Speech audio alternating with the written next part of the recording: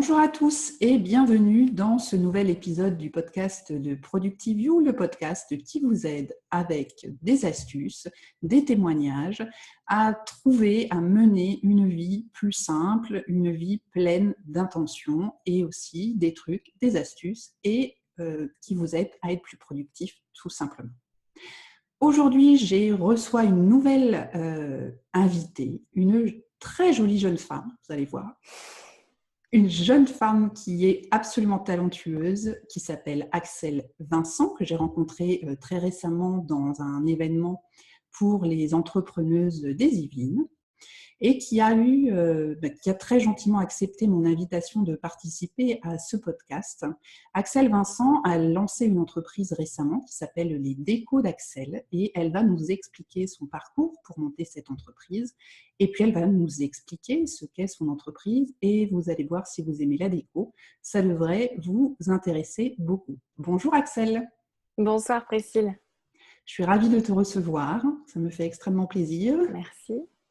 En plus, tu nous as fait un très joli décor, donc je te remercie 1000 fois. Alors Axelle, comment t'es arrivée dans l'entrepreneuriat ? Est-ce que tu peux expliquer aux auditeurs et aux spectateurs ton parcours en quelques mots qui t'a emmené à créer les décos d'Axelle ? Oui, bien sûr. Alors déjà, il y a un fait familial, culturel. Je suis fille de commerçants, d'entrepreneurs. Donc, je pense que déjà, dans le sang, il y a quelque chose qui coule, qui nous attire vers le terrain et la rencontre avec les gens. Donc ça, c'est une base. Je pense qu'on ne peut pas lutter très longtemps contre ça, contre sa nature. Ensuite, j'ai un parcours scolaire tout à fait normal, standard. J'ai passé un bac littéraire, après j'ai fait du droit et une école de communication. Suite à ça, logiquement, je me suis tournée vers les métiers de la communication, où j'ai travaillé pendant plusieurs années en tant qu'attachée de presse. Et puis, il y a eu une première rupture dans la vie professionnelle qui m'a emmenée vers le secteur bancaire. Donc, j'ai redémarré complètement à zéro. J'ai commencé au guichet, en CDD. Donc, nouvelle carrière qui s'offrait à moi. Là, j'ai eu la chance de suivre des formations sur place, d'obtenir un CDI et j'ai travaillé pendant 8 ans en tant que conseiller financier dans une banque. Donc, ça m'a satisfait pendant plusieurs années. Le cadre, les horaires, la sécurité, c'était très bien. Puis, j'ai eu un premier enfant. Donc, je me suis arrêtée 1 an pour elle. Et puis, donc, je suis revenue travailler. Là, c'était un petit peu plus compliqué déjà. Et puis, j'ai attendu un deuxième enfant, une deuxième petite fille. Et j'étais finalement très heureuse de partir en congé maternité parce que finalement, dans ce travail-là, je ne me retrouvais plus, je ne me reconnaissais plus du tout. Et j'étais littéralement en train de m'éteindre. Donc, quand on devient maman, la première fois, c'est un grand bouleversement. La deuxième fois, je pense que ça confirme les choses qu'on portait en nous déjà au départ. Oui, je suis convaincue aussi, oui. Voilà. Et puis, en fait, le retour était devenu inenvisageable. Voilà, j'ai quand même réfléchi. Je me suis dit, 33 ans, enfin même 32 ans à l'époque, la vie professionnelle est encore longue. Est-ce que vraiment je vais avoir le courage de vivre ça, de m'enterrer dans une espèce de malheur, même presque de dépression, 5 jours sur 7? J'étais pas convaincue et puis heureusement j'ai eu le soutien de mon mari et de ma mère donc qui m'ont un peu poussée vers ce qui était latent depuis déjà longtemps. Et puis c'est souvent le deuxième enfant hein, et très souvent chez les femmes, chez les mamans, le déclencheur d'un changement de cap. Ouais. Et de volonté de donner plus de sens, de se recentrer sur ses passions, sur des choses qui nous attirent vraiment. Oui, et puis on a envie de leur transmettre un modèle à nos enfants. En devenant maman, on n'est plus tellement centré sur nous, mais aussi il y a ce besoin de transmission. Et c'était hyper important pour moi de leur transmettre le modèle d'une femme qui s'épanouissent déjà. Et je me suis projetée, moi, mère de mes filles dans 30 ans. Et je me suis vraiment posé la question de qu'est-ce que je considérais être un échec pour elles ou une réussite dans 30 ans. Et finalement, je me suis dit que voir mes filles aller au boulot, traînant les pieds, la boule au ventre, faisant quelque chose qui ne leur ressemble pas et qui ne les épanouit pas, je pense que ce serait plutôt ça qui se rapprocherait d'un échec ou d'une erreur, plutôt que de les voir prendre des risques mesurés, espérons, mais en tout cas prendre le risque et donc prendre une chance d'être heureuse et de s'épanouir dans son travail. Ça a vraiment fait partie de cette finalement 3e gestation, parce que c'est une décision, un choix qui se mûrit pendant plusieurs mois, même physiquement, hein, qui prend toute la place jusqu'au jour où il sort de nous-mêmes pour être là face à nous et exister vraiment. C'est très joli ce que tu dis. Très joli.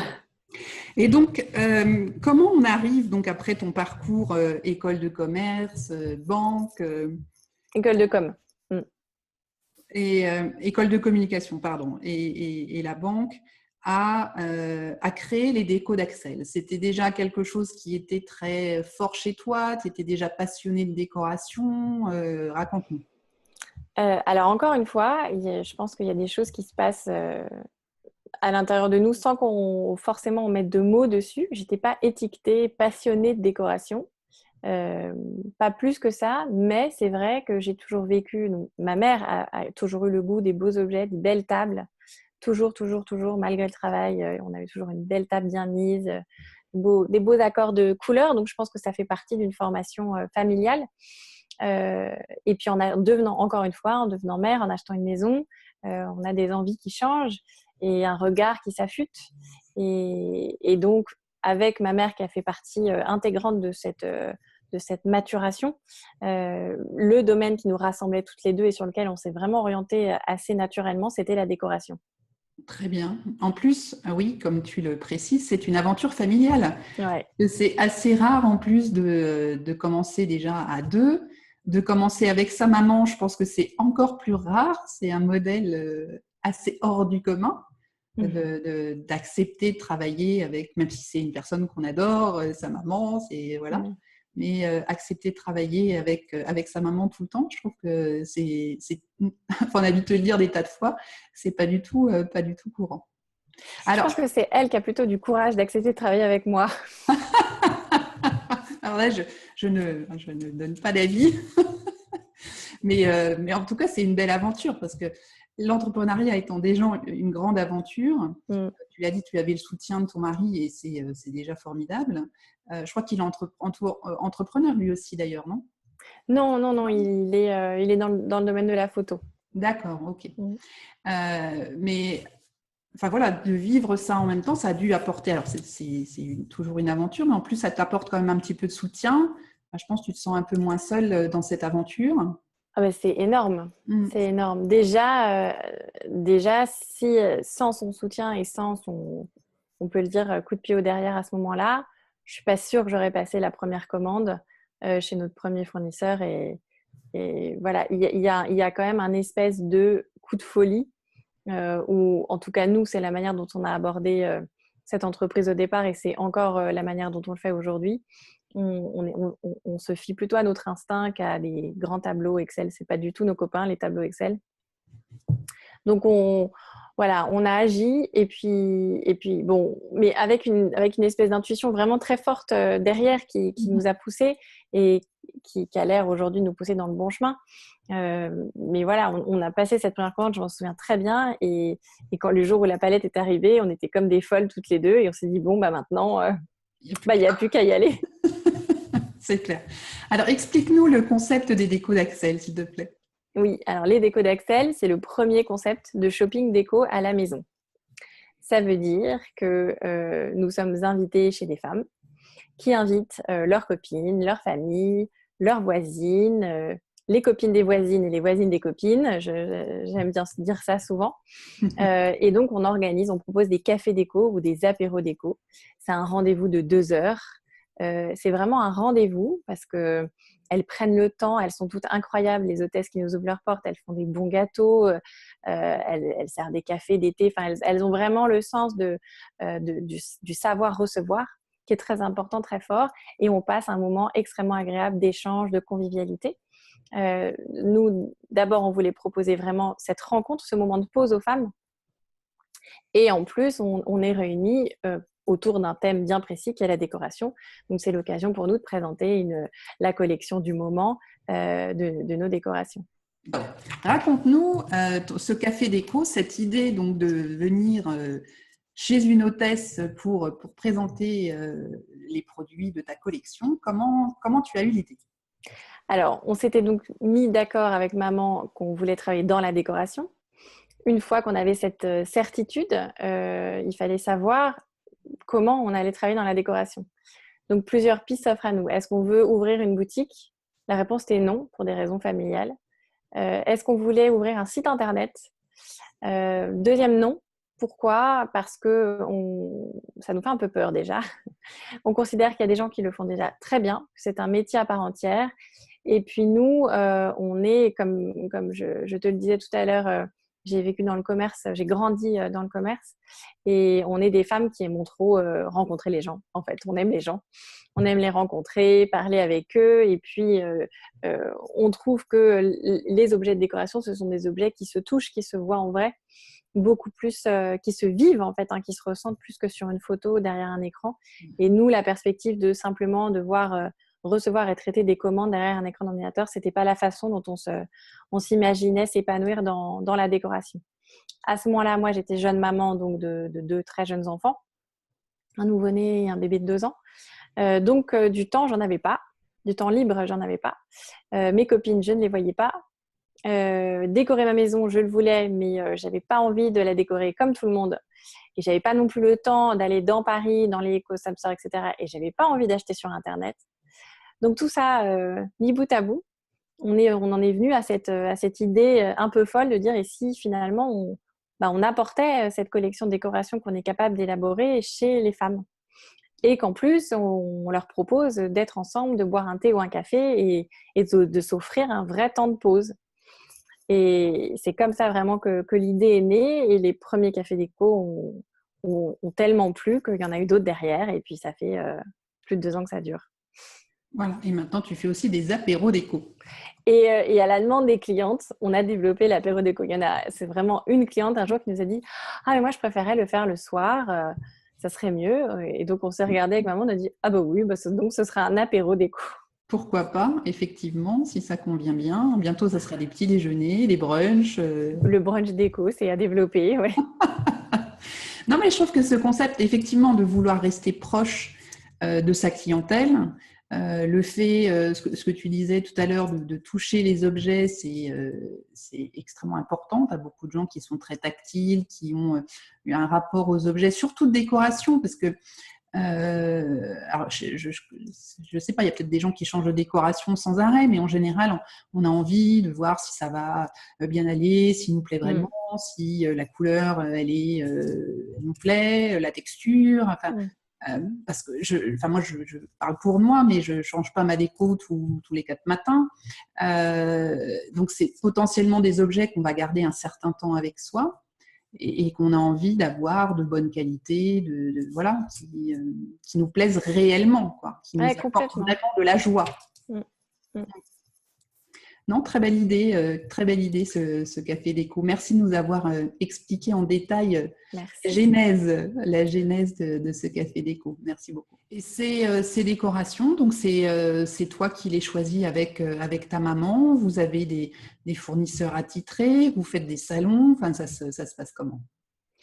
Alors, on choisit tous les objets qu'on vend, toutes les deux, à l'unanimité. Donc, au départ, on se tenait un petit peu tête l'une l'autre. Et puis, en fait, on s'est planté. À chaque fois que l'une ou l'autre insistait pour un objet, ça ne fonctionne pas. Donc, aujourd'hui, on sait que chaque objet choisi a vraiment été validé à 100% par chacune. C'est peut-être aussi une de nos forces de conjuguer 2 générations et donc 2 regards différents, mais très complémentaires. Sur nos collections. On a des fournisseurs attitrés, mais on est toujours en train de rechercher justement de nouvelles marques, puisqu'on se doit, par notre canal de vente, d'être très dynamique et de proposer toujours des nouveautés à nos clientes. Donc, on reste à l'affût des dernières tendances, des dernières modes. On va bien sûr sur les salons professionnels. Là, on revient de Londres où on était sur un nouveau salon pendant 3 jours. Voilà, on est fidèle à certaines marques parce qu'on aime leur façon de travailler, leur politique de production, de fabrication. Et puis, en même temps, c'est génial et c'est passionnant d'aller chercher des nouvelles marques, des nouveaux créateurs. On adore ça. Et alors, c'est des saisons, en fait, ou des collections que vous proposez. Et Oui. À chaque fois, vous remplacez toute la gamme ou c'est des objets que vous rajoutez? Il y a des choses qui restent au fur et à mesure des saisons parce que ça plaît à tout le monde et que ça se marie bien avec différents styles, ou vous remplacez tout à chaque fois? Alors aujourd'hui, on nous dit qu'on a une patte, les décos d'Axel, donc il faut qu'on soit fidèle à ça parce que c'est ce qui plaît. Et nos clientes apprécient de retrouver nos best-sellers à chaque saison. Donc on a quand même une base permanente de collection. En revanche, on a la collection saisonnière, donc printemps-été, ou la collection automne-hiver. Et en plus, on sort mi-octobre une micro-collection capsule pour Noël.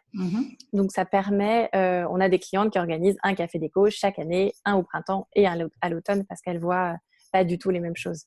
Ouais. Et ce qu'elles voient les deux fois, c'est des choses qu'elles apprécient, parce qu'elles savent que c'est des cadeaux qui font plaisir. Et tu parlais tout à l'heure du fait que travaillant avec ta maman, vous avez 2 regards de générations différentes.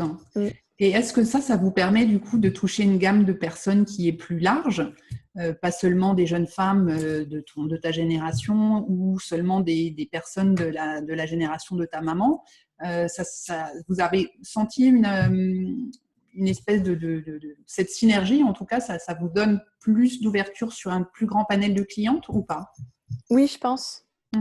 Oui, je pense. Déjà, il y a quelque chose dans le binôme mère et fille qui est très rassurant pour les clientes de tous les âges. Parce qu'on se complète. On se ressemble énormément, mais en même temps, on se complète. Et effectivement, notre collection d'articles vraiment convient, et le concept du café déco, d'ailleurs, convient aux femmes de 30 ans jusqu'à 65-70 ans. On a vraiment une offre très déco et en même temps d'idées cadeaux qui plaisent aux femmes très pointues en déco, comme celles qui sont un petit peu intéressées, mais pas, sans forcément être hyper collées aux tendances. D'accord. Et quand on veut héberger chez soi un café déco, on te contacte et puis… Oui, il y a un formulaire en ligne sur le site internet, donc lesdécodaxel.fr.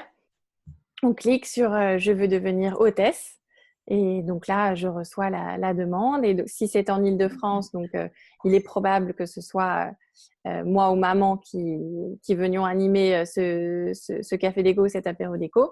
Si c'est en province ou un peu plus loin de chez nous en Île-de-France, on pourra vous orienter vers l'une de nos décoratrices en espérant qu'on en ait une déjà active sur votre région. Parce qu'effectivement, tu m'as expliqué lorsqu'on préparait cette interview que tu es en train de recruter un réseau de décoratrices à domicile. Exactement. 2017, c'est l'année de 2 gros challenges, de 2 gros projets. Le premier, c'est effectivement le développement d'un réseau. Puisque nous, pendant 2 ans, on a testé, on a affiné, on a vraiment modelé notre boule de terre glaise pour lui donner la forme qu'on voulait et surtout s'imprégner de ce que nous renvoyaient les clientes au fur et à mesure de ces rencontres. Et donc là, ça y est, on a considéré qu'on était prête à développer ce modèle sur toute la France. On a démarré le recrutement début du mois de mars 2017. Et aujourd'hui, on a 9 décoratrices. Très bien, donc répartis un peu partout en France. Répartis un peu partout, ouais. Très bien. Bah, écoute, moi, je souhaite une longue vie à ton réseau et un beau développement en France, Merci. à l'international, partout. Ah bah oui.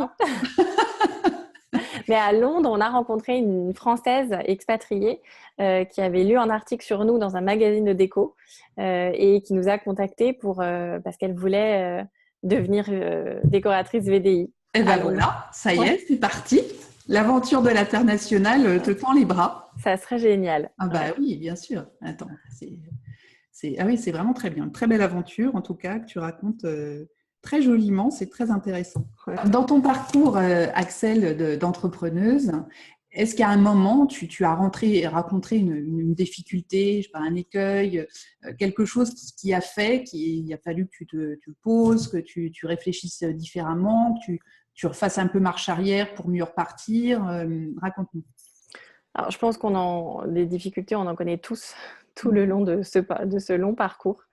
Euh, le, le plus classique, c'est déjà un objet qui ne fonctionne pas. Ça arrive de se tromper. Dans ces cas-là, il faut savoir rebondir, savoir réagir rapidement. Ça fait partie du chemin. Mais un vrai écueil qu'on a vécu et qui a été assez difficile, c'est le jour où on a rencontré une consultante pour envisager le développement des décodes Axel en tant que réseau VDI comme on le fait aujourd'hui, qui était au départ hyper enthousiaste et puis qui, au fil des calculs et des tableaux, finalement, est devenu assez alarmiste et le tableau négatif. Et ça a été un moment hyper dur parce que j'étais déjà complètement projetée dans l'après. Et là, j'étais en train de quitter mon boulot, en train de négocier donc mon non-retour en poste. Et là, c'est très compliqué parce qu'on se dit qu'est-ce que je vais faire? Vraiment, je me suis posé cette question, ça a été épouvantable. Physiquement, très dur et j'ai pleuré, je crois, pendant 3 jours, non-stop. Mon mari me regardait avec des grands yeux. Et puis après, en fait, je me suis un peu ressaisie, toujours aussi grâce à maman. Et on s'est rendu compte que finalement, c'était pas si négatif que ça, qu'au contraire, c'était plutôt des mises à niveau, des mises au point et des mises à niveau et des réglages. On s'est surtout rendu compte qu'à ce moment-là, on n'était pas prête à se développer. Et donc, ça nous a permis de mettre tout en place, de changer certaines choses pour arriver à quelque chose de pérenne. Donc, voilà. Mais oui, donc c'est effectivement, je peux comprendre que sur le coup, ce soit un petit peu un choc, un coup au moral. On est en train de surfer sur son petit nuage rose et puis d'un seul coup, là, on fait une petite chute.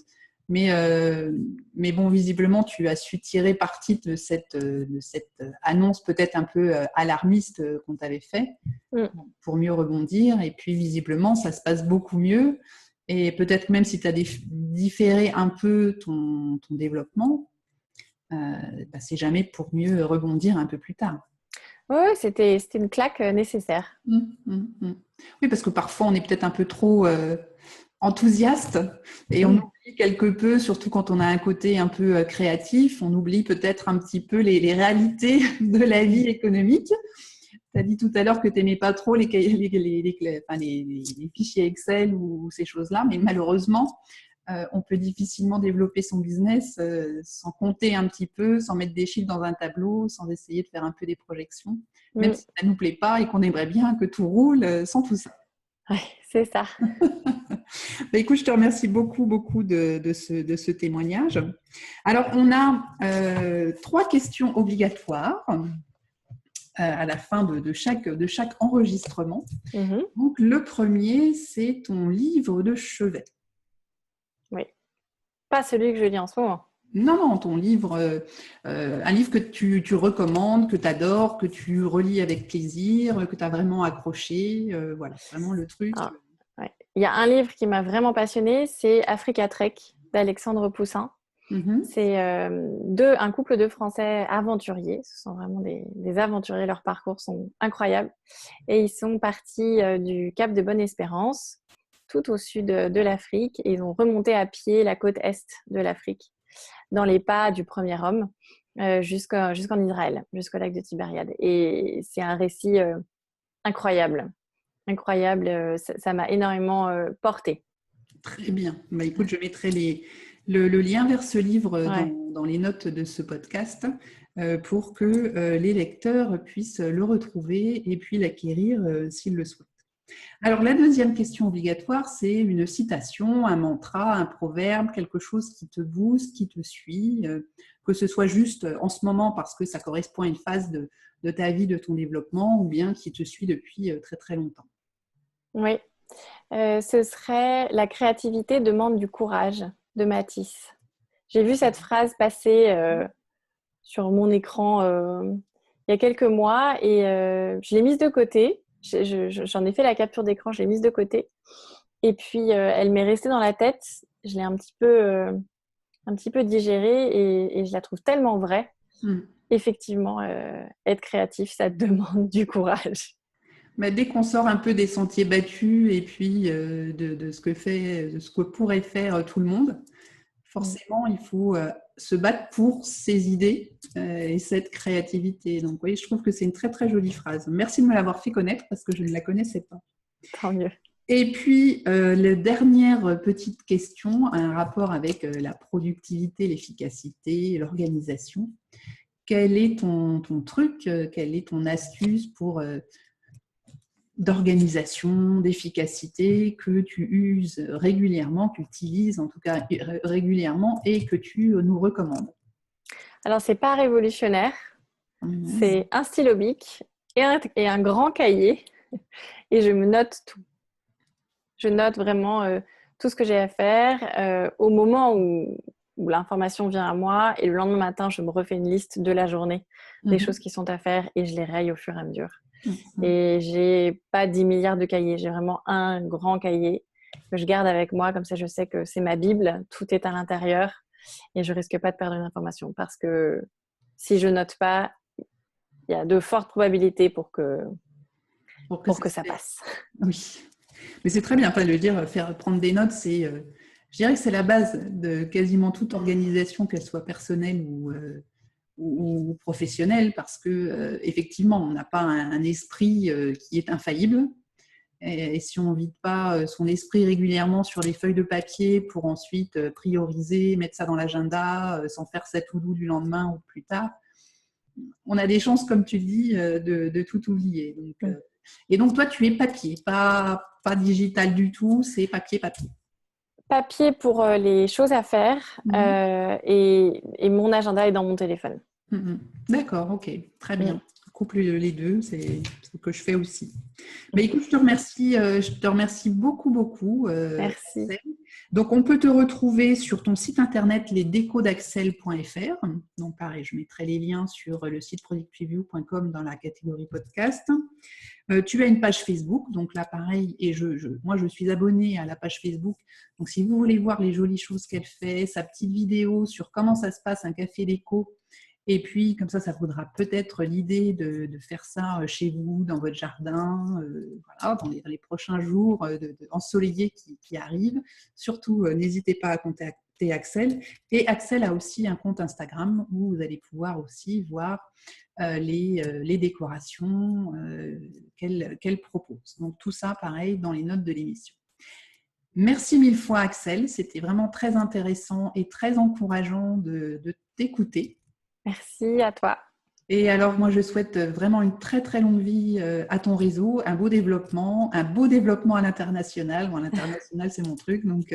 Donc, bravo à toi. Et puis, je suis sûre qu'avec ce premier pas de l'autre côté de la Manche, dans la perfide Albion, tu vas pouvoir comme ça entamer une grande carrière internationale. Merci mille fois. Merci. J'espère que comme moi, vous avez beaucoup aimé le témoignage d'Axel, des discours d'Axel. N'hésitez pas à rendre visite à son site internet, à prendre rendez-vous pour organiser un café déco, un brunch déco, un apéro déco et découvrir ainsi ses collections, les faire découvrir à vos proches, votre famille, vos amis, vos voisins, les amis des voisins et je ne sais plus comment tu as dit tout à l'heure, les voisines des copains, ou je ne sais plus. C'est ça. C'était vraiment très encourageant. Donc, toutes les notes de cette émission seront sur le site productiveview.com dans la catégorie podcast, comme d'habitude. N'hésitez pas à liker la vidéo, à partager le podcast, à mettre une note, une revue sur iTunes pour faire connaître ce podcast. Et puis, on se retrouve très prochainement pour le prochain épisode. Bye bye. Bye bye.